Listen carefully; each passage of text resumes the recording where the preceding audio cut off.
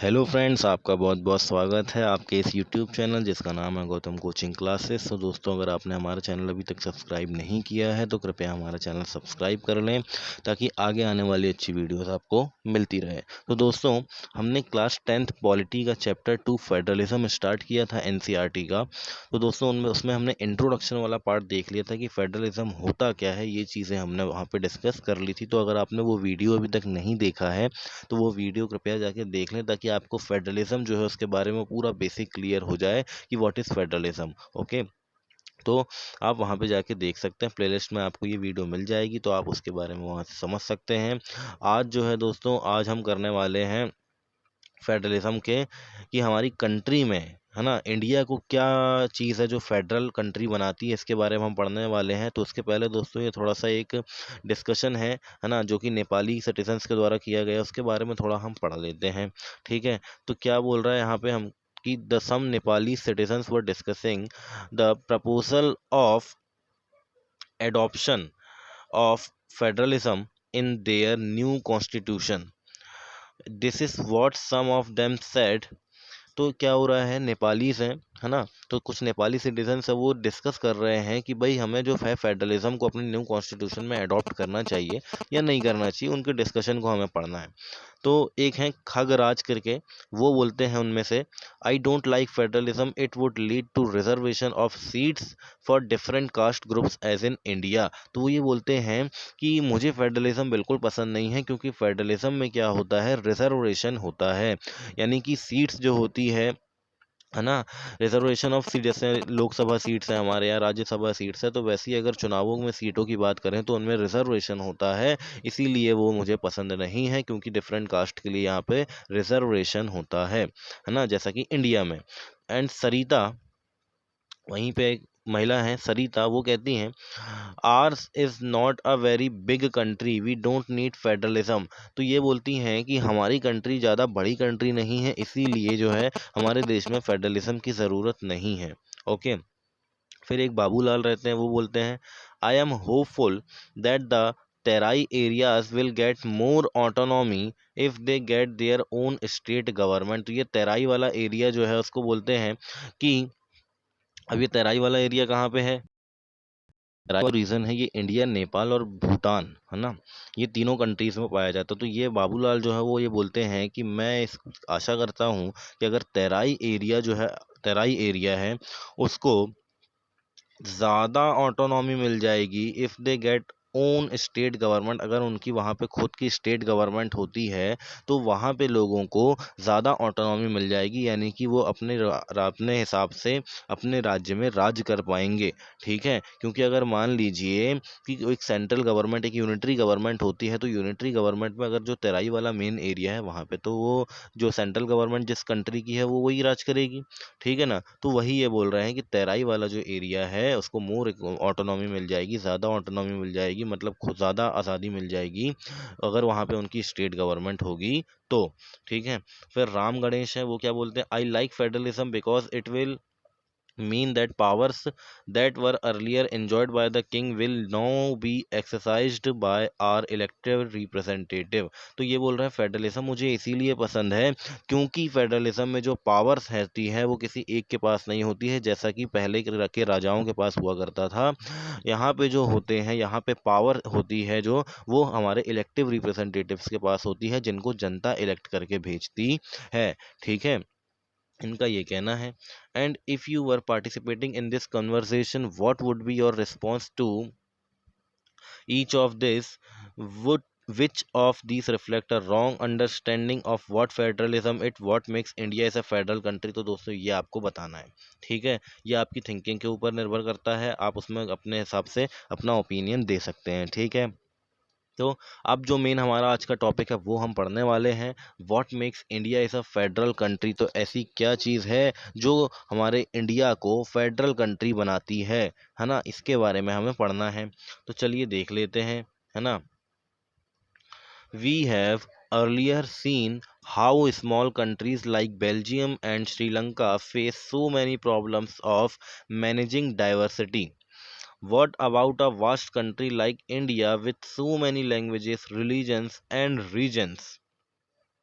What are the powers sharing arrangement in our country. ठीक है, तो हमने ये देखा कि भाई बेल्जियम श्रीलंका में किस तरीके से उनको जो है वो डाइवर्सिटी को फेस करने में जो भी प्रॉब्लम्स आई थी उनको, है ना, क्योंकि वहाँ कम्युनिटीज़ अलग अलग थी। तो सोचिए अगर छोटी कंट्री है वहाँ पे, अगर छोटी कंट्रीज़ में इतना ज़्यादा प्रॉब्लम हो रही है, तो हमारी जो कंट्री है वो इतनी बड़ी है और अलग अलग रिलीजन है, बहुत सारे रिलीजन है ना, बहुत सारे रीजन है जो अपना अलग अलग जो है कल्चर को फॉलो करते हैं। ठीक है, और अगर अपन बात करें तो डिफरेंट डिफरेंट लैंग्वेजेस हैं। तो इस तरीके से जो हमारी कंट्री है उसको हम कैसे पावर शेयरिंग जो है वो कर पाएंगे अपनी कंट्री के अंदर, कैसे पावर शेयरिंग अरेंजमेंट होंगे उसके बारे में। ओके, तो चलिए, let us begin with the constitution. India had emerged as an independent nation after a painful and bloody partition. Okay, तो ये तो अब हम सबको मालूम है ना, कि हमारा जो इंडिपेंडेंस है, हमारी जो स्वतंत्रता है, वो हमको बहुत ही पेनफुल और ब्लडी पार्टीशन के साथ मिली है ना। यानी हमारा जो पहले भारत हुआ करता था, भारत पाकिस्तान बांग्लादेश, ये पूरा भारत हुआ करता था, है ना। तो हमको इंडिपेंडेंस कब मिली है? इंडिपेंडेंस हमको बहुत खून खराबे के बाद मिली है, बहुत लड़ाई के बाद मिली है। ठीक है, और हमारे जो हिस्से हैं भारत के उनको अलग करने के बाद मिली है। ठीक है, तो ये एक बहुत ही पेनफुल इंडिपेंडेंस है जो कि हमको मिली है एज अ इंडिपेंडेंट नेशन। हम उनके उस इन सब पेनफुल और ब्लडी जो पार्टीशंस है उसके बाद ही हमको मिली है। ठीक है, तो ये बात हमको ध्यान में रखनी है दोस्तों।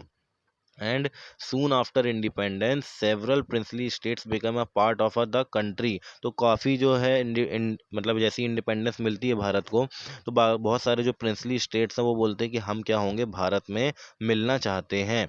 Okay, the constitution declared India as a union of state. और कॉन्स्टिट्यूशन ने ये बोल दिया, हमारे कॉन्स्टिट्यूशन में ये डिक्लेयर कर दिया गया कि इंडिया जो है वो क्या है, यूनियन ऑफ स्टेट्स है, यानी स्टेट्स का एक यूनियन है, राज्यों का संघ है। ठीक है, although it did not use the word federation. Okay, तो यहाँ पे दोस्तों फेडरेशन का वर्ड कहीं भी यूज नहीं किया गया है। ठीक है, क्या फेडरेशन का हमारे संविधान में कहीं भी यूज़ नहीं किया गया है, फेडरलिज्म का वर्ड कहीं यूज़ नहीं किया गया है।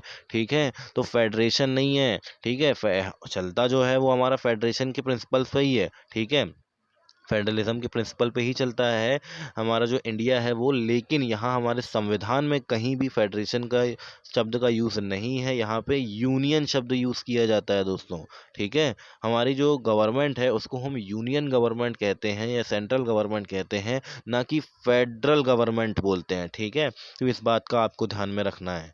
और India is union is based on principle of federalism. तो फेडरलिज्म के प्रिंसिपल्स पे तो हमारा इंडिया चलता है, बट फेडरेशन का यूज़ हमारे कहीं भी कॉन्स्टिट्यूशन के अंदर नहीं है। ठीक है, चलिए, let us go back to the 7 features of federalism mentioned above. We can see that all these features apply to provisions of Indian Constitution. Okay, तो क्या बोल रहे हैं दोस्तों, जो अभी हमने फेडरलिज्म के 7 फीचर्स हैं जो ऊपर पढ़े थे, पिछली वीडियो में मैंने आपको पूरे 7 फीचर समझाए हैं। तो अगर आपने वो वीडियो नहीं देखा तो कृपया वो वीडियो देख लें, है ना। तो बहुत आपके लिए हेल्पफुल रहने वाली, फेडरलिज्म के पूरे फीचर्स जितने होते हैं वो मैंने आपको वहाँ पे पूरे एक्सप्लेन कर दिए हैं। ठीक है, तो यहाँ पे क्या बोल रहे हैं, यहाँ पे ये बोल रहे हैं कि क्या होगा अगर हम क्या कर देते हैं, जो भी 7 फीचर्स हमको दिए हुए हैं इनको हम अपने इंडियन कॉन्स्टिट्यूशन में अप्लाई करते हैं। ठीक है, समझ में आई बात। तो हम ये देखते हैं कि भाई इंडियन कॉन्स्टिट्यूशन में ये सातों, ठीक है, इंडियन कॉन्स्टिट्यूशन में ये सातों प्रोविजंस जो है वो लागू होते हैं। ठीक है, and the constitution originally provided for two-tier system of government. ठीक है, तो सीधी सी बात है ना। तो कॉन्स्टिट्यूशन क्या है दोस्तों, कॉन्स्टिट्यूशन में साफ साफ ये बताया गया है कि हमारे यहाँ टू टीयर्स ऑफ गवर्नमेंट होंगी। ओके, मैं यानी कि गवर्नमेंट के 2 लेवल होंगे, राज्य सरकारें और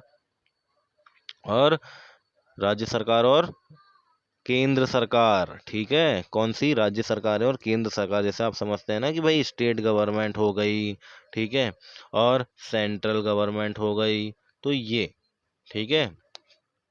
चलिए, द यूनियन गवर्नमेंट और we call the central government represent the Union of India and the state governments. Later a third tier of federalism was added in the form of panchayat and municipalities. ठीक है ना, तो फिर बाद में हमने तीसरा भी जोड़ दिया, ठीक है, आपको पता है हमने बाद में जोड़ा है ये, ठीक है ना। तो पंचायत हो गई, म्यूनसिपैलिटीज ये इसको हमने बाद में जोड़ लिया। As in the federation these different tiers enjoy separate jurisdiction, तो ये इनके अपने अपने अलग अधिकार क्षेत्र होते हैं दोस्तों, ठीक है ना। अपना जुरिडिक्शन ये क्या करते हैं, एंजॉय करते हैं, मतलब अपनी पावर्स का ये यूज़ करते हैं, ठीक है, अपने अपने क्षेत्रों में। भाई नगर निगम है तो उसकी अलग पावर होगी, ठीक है, मुख्यमंत्री है तो उसकी अलग पावर होगी, प्रधानमंत्री है तो उसकी अपनी अलग पावर होगी, और वो सारी पावर्स अपनी एंजॉय करते हैं सभी, ठीक है। And the constitution clearly provide a threefold distribution of legislative power between the union government and the state government. Okay, thus it contains three lists, तो स्टेट और केंद्र है ना, तो राज्य और केंद्रों के बीच में दोस्तों क्या है, मेनली अगर हम बात करें तो लेजिस्लेटिव पावर्स आपस में बटी होती है। और ये बटी कितने में होती है दोस्तों, ये बटी होती है 3 लिस्ट में, ठीक है, किसमें, 3 लिस्ट होती है, आपको बता देते हैं। एक होती है यूनियन लिस्ट, एक होती है स्टेट लिस्ट, और एक होती है कॉन्करेंट लिस्ट, ठीक है, ये 3 होती है, ठीक है ना। अभी बारे में पढ़ेंगे। तो मेनली अगर अपन को बात करना है तो अपन क्या बोलेंगे भाई, लेजिस्लेटिव पावर जो होती है ना, लेजिस्लेटिव पावर्स जो होती है दोनों गवर्नमेंट की, ये मेनली 3 सूचियों में क्या की जाती है दोस्तों, 3 सूचियों में डिवाइड की गई है। 3 सूचियों में इनके बारे में बताया गया है कि यूनियन के पास क्या लेजिस्लेटिव पावर होगी, स्टेट के पास क्या पावर लेजिस्लेटिव पावर होगी, और दोनों के पास मिल के क्या लेजिस्लेटिव पावर होगी। लेजिस्लेटिव पावर का मतलब क्या होता है दोस्तों, लेजिस्लेटिव पावर का मतलब होता है कानून बनाने का अधिकार, ठीक है, कानून में संशोधन करने का अधिकार, ये बात आपको ध्यान में रखनी है, ठीक है ना। तो चलिए यहाँ देख लेते हैं हम कि यूनियन लिस्ट क्या होती है। तो union list include subjects of national importance such as defence of our country, foreign affairs, banking, communications and currency. Okay, तो यूनियन लिस्ट में क्या है दोस्तों, बेसिकली, क्योंकि कल भी मैंने आपको बताया था कि यूनियन लिस्ट जो है वो बेसिकली हमारा यूनियन लिस्ट जो यूनियन गवर्नमेंट है वही बेसिकली हमारा जो डिफेंस जो मिनिस्ट्री है वो देखती है ना। डिफेंस मिनिस्ट्री हमारे हर स्टेट के अंदर थोड़ी ना होती है, डिफेंस मिनिस्ट्री जो रक्षा मंत्रालय है वो केवल भारत सरकार का एक ही होता है, ठीक है। तो ऐसे ही कुछ मुद्दे होते हैं दोस्तों, जैसे कि डिफेंस हो गया, फॉरेन अफेयर्स हो गया, बैंकिंग कम्युनिकेशंस हो गया, करेंसी के मामले में अगर कोई भी चीज़ है या कोई भी कानून बनाना है, कोई भी इन सब्जेक्ट से रिलेटेड अगर हमको काम करना है जो कि नेशनल इंपॉर्टेंस में हो, ठीक है, तो उनको हम यूनियन लिस्ट बोलते हैं, ठीक है। and they are included in this list because we need a uniform policy on these matters throughout the country। तो पूरी कंट्री में दोस्तों जैसे मान लीजिए करेंसी है, ठीक है, अब अगर हम करेंसी की पावर हर स्टेट को दे देंगे तो वो तो अपनी करेंसी क्या है अलग अलग बदलते जाएंगे, ठीक है, और अपनी करेंसी के वैल्यू को घटाते जाएंगे बढ़ाते जाएंगे, तो उसके लिए क्या होगा दोस्तों, कंट्री में एक तरीके से यूनिफॉर्मिटी नहीं आ पाएगी और एक यूनिफॉर्म पॉलिसी जो है वो नहीं चल पाएगी। इसीलिए हमें एक यूनिफॉर्म पॉलिसी के तहत ये पूरी कंट्री के लिए यहाँ पे एक ही कानून बनाना पड़ता है इन सब चीज़ों से रिलेटेड, ठीक है। इन मैटर्स पे हमको एक ही जो गवर्नमेंट है उस पर उसको ध्यान देना पड़ता है, जिसको हम यूनियन गवर्नमेंट बोलते हैं, ठीक है। The union government alone can make laws relating to this subjects mentioned in the union list. तो ये जो अभी अपन ने सब्जेक्ट्स पढ़े, इन सब्जेक्ट्स पे केवल जो यूनियन गवर्नमेंट है वही कानून बना सकती है, राज्यों का इसमें कोई भी अधिकार नहीं होता है, ठीक है। और ये आता है स्टेट लिस्ट। अब स्टेट लिस्ट होता है दोस्तों, ठीक है, स्टेट लिस्ट में क्या सब्जेक्ट्स होते हैं, subjects of state and local importance such as police, trade, commerce, agriculture and irrigation. तो अगर किसी भी स्टेट गवर्नमेंट के अंदर की बात कर रहा हूँ मैं, किसी भी स्टेट के अंदर वो ये काम कर सकता है, ठीक है। पूरी कंट्री के लिए स्टेट लिस्ट में कानून बनाने का प्रोविजन नहीं है, पर्टिकुलर स्टेट के लिए है। तो वहाँ पे पुलिस, है ना, उसे स्टेट की पुलिस, वहाँ पे ट्रेड किस तरीके से होगा, कॉमर्स, एग्रीकल्चर के लिए इरिगेशन से रिलेटेड, तो इन सब चीज़ों से रिलेटेड में ये आती है स्टेट लिस्ट, जिसमें स्टेट गवर्नमेंट क्या कर सकती है दोस्तों, कानून बना सकती है इसके लिए, ठीक है। Okay okay, the state government can alone make laws relating to the subject mentioned in the state list, तो केवल स्टेट ही इन सब्जेक्ट्स पे कानून बना सकते हैं, ठीक है, इस बात पे आपको ध्यान देना है। फिर तीसरी जो लिस्ट आती है दोस्तों वो होती है concurrent list. Okay, concurrent list में कौन कौन से सब्जेक्ट्स होते हैं, it included subjects of common interest to both of the union government as well as the state government, such as education, forest, trade unions, marriage, adoption and succession. Okay, तो दोस्तों क्या है, ये जो सब्जेक्ट्स मैंने अभी आपको बताया, जैसे मैरिज हो गया, ट्रेड यूनियंस हो गया, एजुकेशंस के ऊपर, है ना, ये क्या है, यहाँ पे स्टेट गवर्नमेंट तो लॉ अपने लिए बना ही सकती है, साथ ही साथ इनमें पूरी कंट्री के लिए यूनियन जो गवर्नमेंट है वो भी यहाँ पे लॉ बना सकती है, ठीक है। यानी कि स्टेट गवर्नमेंट तो इसमें लॉ बनाएगी ही, साथ में यूनियन गवर्नमेंट भी बनाएगी, इसीलिए इसको हम कॉन्करेंट लिस्ट कहते हैं, ठीक है। ये बात आपको समझ में आ गई। तो इन विषयों पर दोनों सरकारें जो है वो कानून बना सकती है, ठीक है, समझ में आई आपको, जो ये कॉमन इंटरेस्ट में होते हैं इसीलिए, ठीक है, ये बात आपको ध्यान में रखनी है। फिर आगे देखते हैं, both the union as well as state government can make laws on the subject mentioned in this list if their law conflicts with each other, the law made by the union government will prevail. अब मैं बात करता हूँ भाई, जैसे अब sir इसमें दोनों जो गवर्नमेंट है वो कानून बना रही है, मैं मान लेता हूँ कि स्टेट में दूसरी पार्टी की सरकार है, यूनियन में दूसरी पार्टी की सरकार है, तो यूनियन गवर्नमेंट जो लॉ बनाएगी वो स्टेट गवर्नमेंट को गवारा नहीं होगा, और स्टेट गवर्नमेंट जो लॉ बनाएगी वो यूनियन गवर्नमेंट को नहीं सुहाएगा, तो दोनों के बीच तो दोस्तों कॉन्फ्लिक्ट हो जाएगा। और जब यहाँ पे कॉन्फ्लिक्ट हो जाएगा, ठीक है, कॉन्फ्लिक्ट हो जाएगा, क्योंकि राज्य और जो है वो अपोजिट पार्टी के हैं। अब जब अपोजिट पार्टी के हैं तो हम क्यों तुम्हारी बात माने, ऐसा वाला खेल चल जाता है कभी कभार पार्टियों में, तो वहाँ दिक्कत जो होती है वो मेनली लोगों के लिए हो जाती है। तो इसके लिए भी हमारे संविधान में प्रावधान है कि अगर दोनों के बीच इन लॉस को, इन सब्जेक्ट्स में लॉस को लेकर अगर कोई दिक्कत आती है, कोई प्रॉब्लम आती है, यदि कोई कॉन्फ्लिक्ट हो जाता है दोनों के बीच में, तो यहाँ पे जो सेंट्रल गवर्नमेंट लॉ बनाएगी वही वहाँ पे मान्य होगा, ठीक है। क्या बात कर रहा हूँ मैं, जो सेंट्रल गवर्नमेंट लॉ बनाएगी वही केवल मान्य होगा यहाँ पे, ठीक है।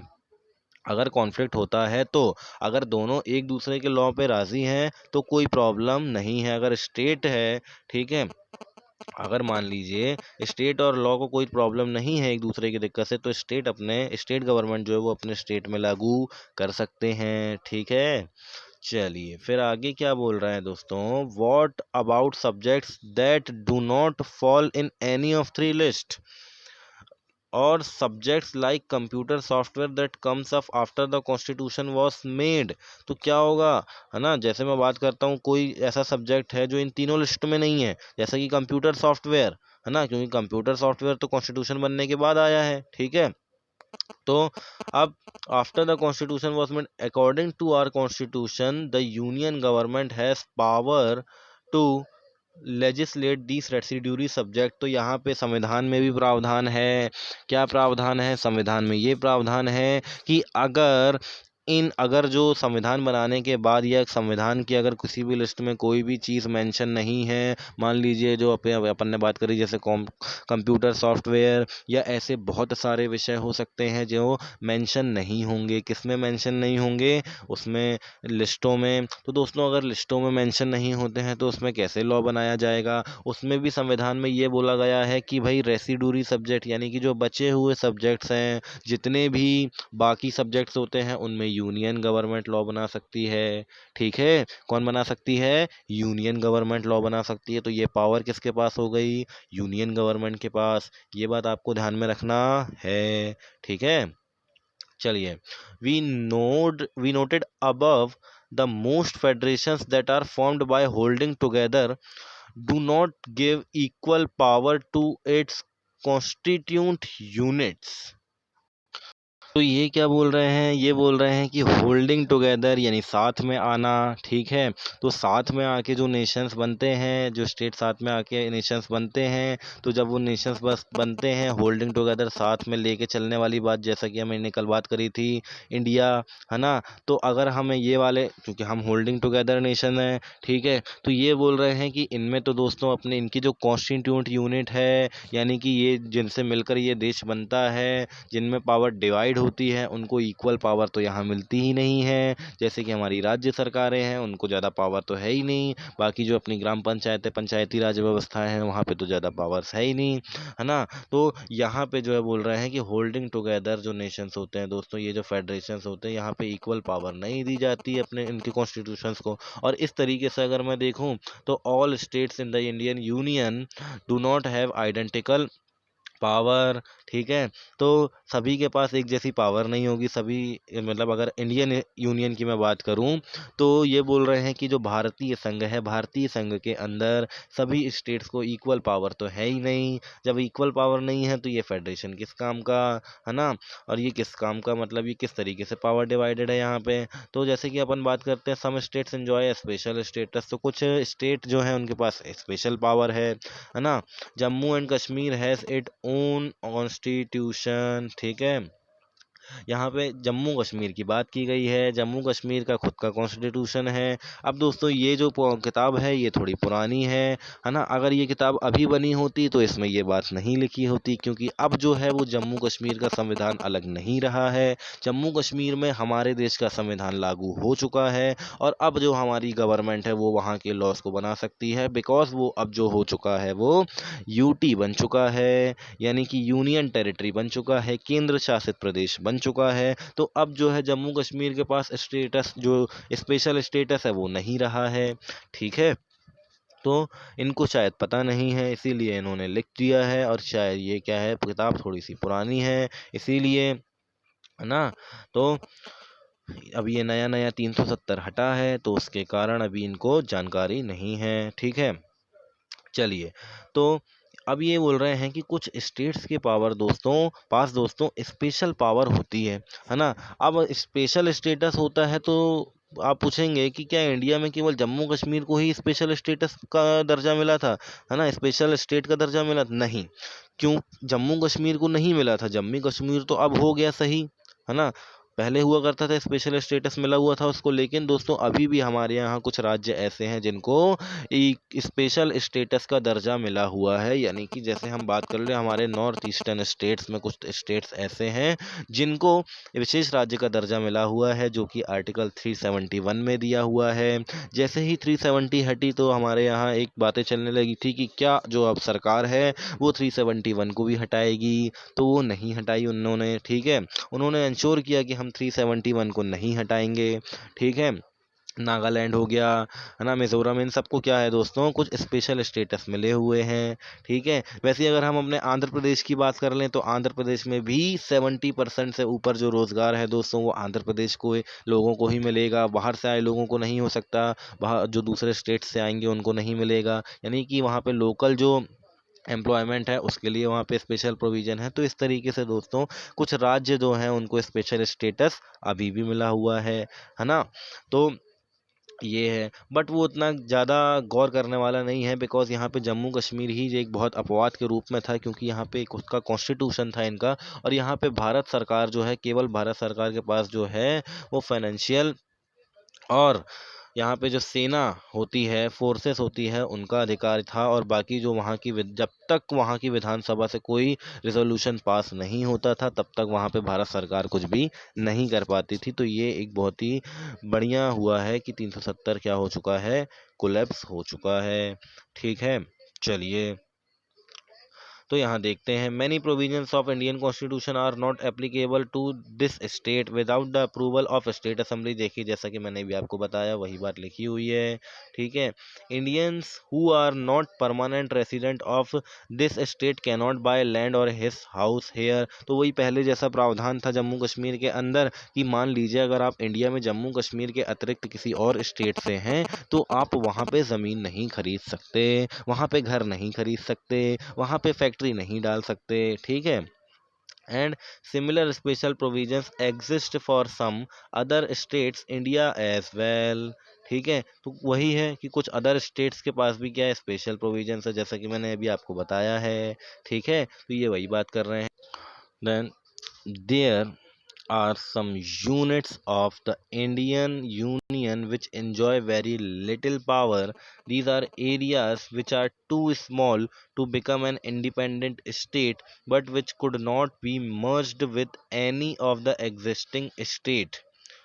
And these areas like Chandigarh and Lakshadweep or the capital city of Delhi are called union territories.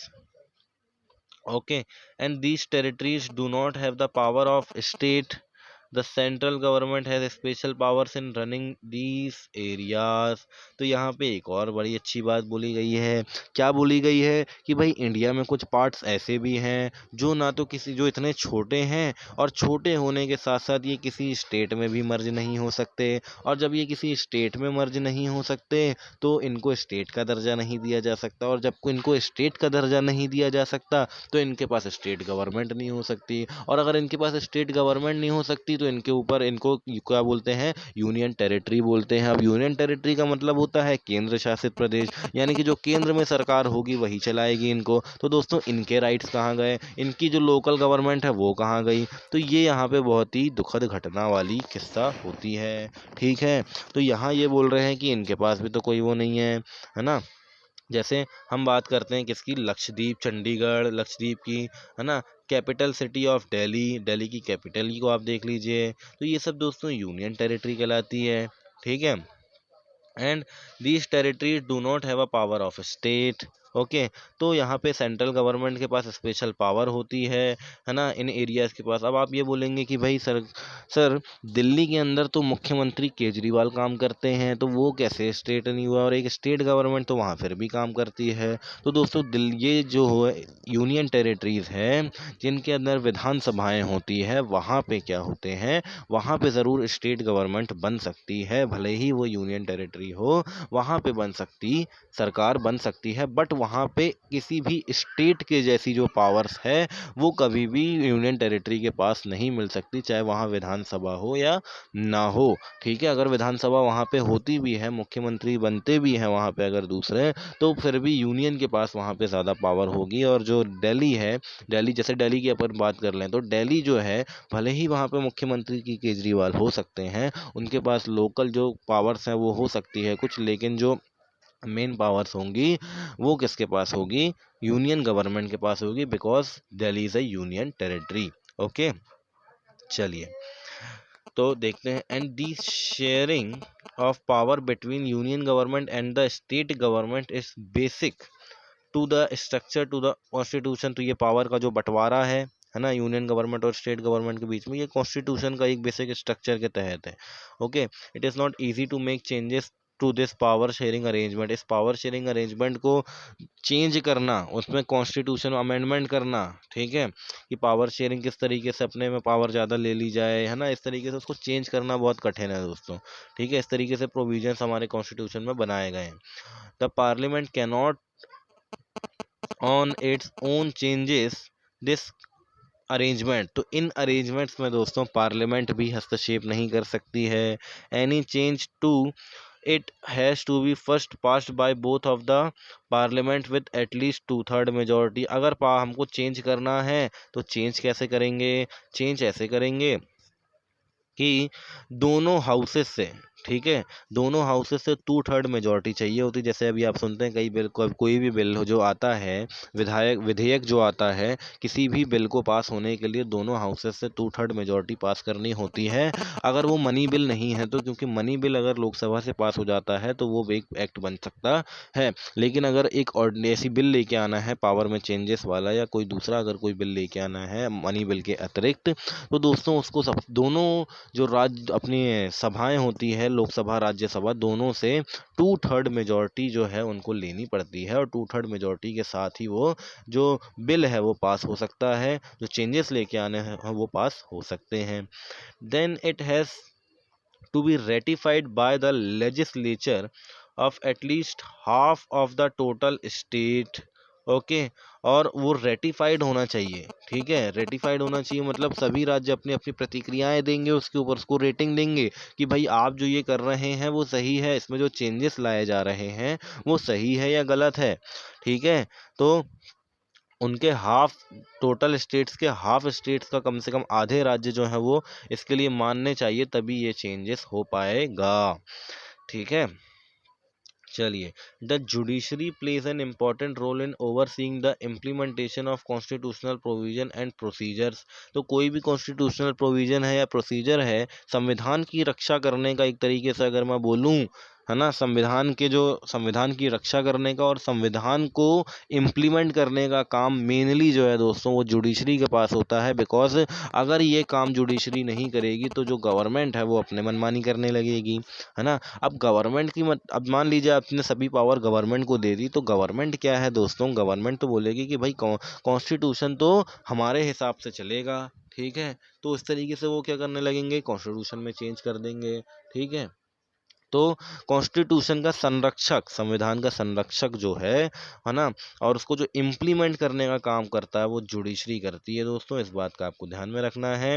In case of any dispute about the division of power, the high court and the supreme court make a decision. तो power को लेके अगर कोई भी dispute हो गया तो इसको हाई कोर्ट या सुप्रीम कोर्ट में देखा जाता है। ठीक है, the union and state governments have power to raise resources by levying taxes in order to carry on government and the responsibilities assigned each of them। ठीक है, तो दोस्तों क्या है, ये रिसोर्सेस बढ़ाने के लिए यानी अपनी कमाई को बढ़ाने के लिए टैक्स बढ़ा सकते हैं। ठीक है, टैक्स के ऊपर काम कर सकते हैं। ओके, गवर्नमेंट को चलाने के लिए अगर मान लीजिए उनके पास पैसा नहीं है ना, पैसा नहीं है तो वो टैक्सेस बढ़ा देंगे। ठीक है, और रिस्पॉन्सिबिलिटीज जो उनको असाइन की गई है वो उनको करना है। ठीक है, तो ये दोनों गवर्नमेंट्स के पास जो है वो दोस्तों पावर होती है, ये आपको ध्यान में रखना है। तो दोस्तों यहाँ पे एक एक्टिविटी है ना, वो आपको करने के लिए बोला जा रहा है। Listen to one national and one regional news bulletin broadcasting by All India Radio daily for 1 week। Okay, तो हर, मतलब अपन बात करें कि एक हफ्ते में, ठीक है, एक हफ्ते में आप एक हफ्ते रेडियो आप डेली सुनिए, ऑल इंडिया रेडियो की न्यूज़ सुनिए। ठीक है, न्यूज़ बुलेटिन। ठीक है ना, हर एक रीजनल और नेशनल भी। ठीक है, make a list of news items related to government policies and decisions by classifying these into following categories, और उनको क्लासीफाई करिए डिफरेंट कैटेगरीज में जो कि दिया हुआ है। News item related to only central government, जो कि केवल सेंट्रल गवर्नमेंट से रिलेटेड है, उनके बारे में आप आइटम, मतलब जो लिस्ट है वो बनाइए।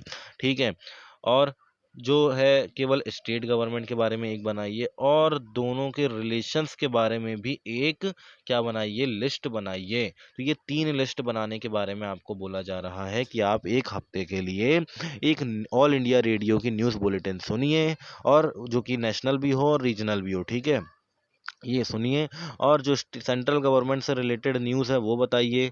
ठीक है, उसकी लिस्ट बनाइए। स्टेट गवर्नमेंट से रिलेटेड न्यूज़ है उसकी बनाइए, और सेंट्रल और स्टेट के रिलेशंस के बारे में भी एक लिस्ट बनाइए। ठीक है, फिर दोस्तों यहाँ पे है ना कुछ पॉइंट्स दिए हुए हैं वो हम पढ़ते हैं। ठीक है, तो क्या कहा जा रहा है, Pokhran, the place where India conducted its nuclear tests, lies in Rajasthan.